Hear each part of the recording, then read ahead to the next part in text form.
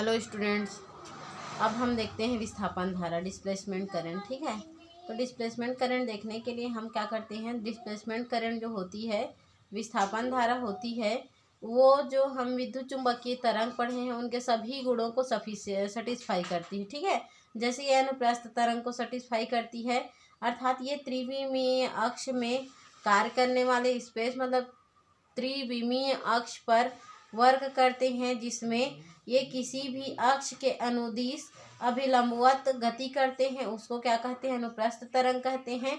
तो विस्थापन धारा अनुप्रस्थ तरंग को क्या करती है, डिफाइन करती है।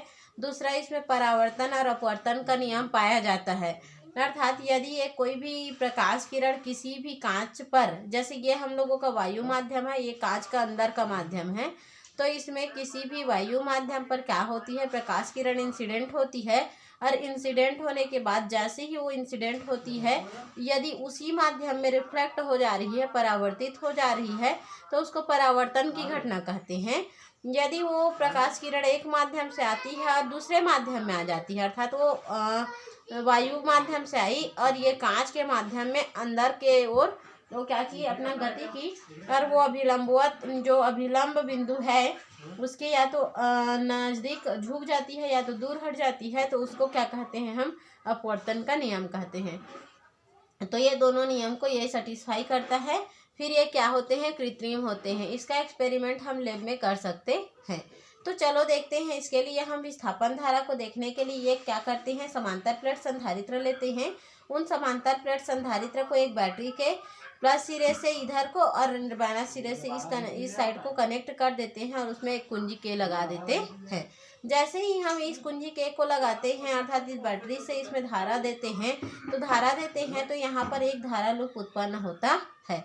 तो उस धारा लूप के वजह से इस समांतर प्लेट संधारित्र के अंदर सिरे पर धन आवेश उत्पन्न होते हैं, जिसके वजह से इसके अंदर कोई और धारा लूप उत्पन्न होती है, जिसके नज़दीक सिरे पर माइनस आवेश और दूरवर्ती तल पर प्लस आवेश होते हैं। ये सभी प्लस आवेश इसमें क्या होते हैं, क्रिया करते हैं, पुनः इस ऋण आवेश से क्रिया कर ये धन आवेश तक जाते हैं और पुनः ये क्रिया क्या होती है, चलती है। अर्थात हम लोगों को यहाँ ये क्लियर हो रहा है कि ये क्या कर रहा है, तो एक जो है धारा लूप अर्थात बंद पास के नियम को शो कर रहा है। धारा लूप या बंद पास का नियम अर्थात एम्पियर का परिपथीय नियम होता है, और एम्पियर के परिपथीय नियम यहाँ पर लागू होंगे। क्यों लागू होंगे, क्योंकि ये बंद वक्रीय कंडीशन पर एक रेखीय समाकलन दे रहा है, अर्थात ये यहाँ से फिर से जा रहा है।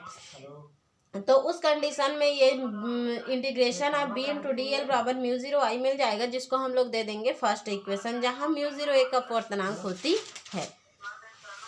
अब इसको यदि आगे देखते हैं तो इसका जो मान होता है, चूंकि वो क्या होते हैं, ये समांतर प्लेट संधारित्र में इस प्रकार से क्या करते हैं, वृत्तीय पाश पर गति कर रहे हैं, अर्थात बंद लूप के लिए कार्य कर रहे हैं।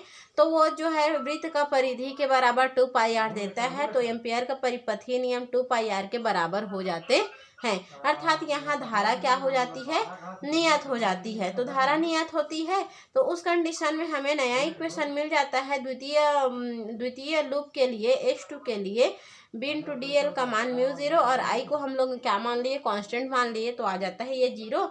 अब यदि इसको हम लोग थर्ड इक्वेशन मानते हैं, तो हम दोनों लूप के नियम से जानते हैं कि प्रथम लूप द्वितीय लूप के क्या होते हैं, बराबर होते हैं, बिकॉज दोनों में एम्पियर का परिपथीय नियम वर्क कर रहा है।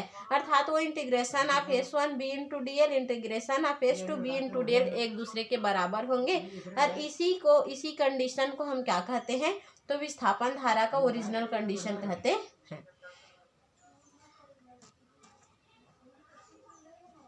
ठीक है, अब विस्थापन धारा की स्थिति आ गई। उसके बाद विस्थापन धारा की स्थिति को समझने के लिए इसका दूसरा प्रूफ और मिलता है।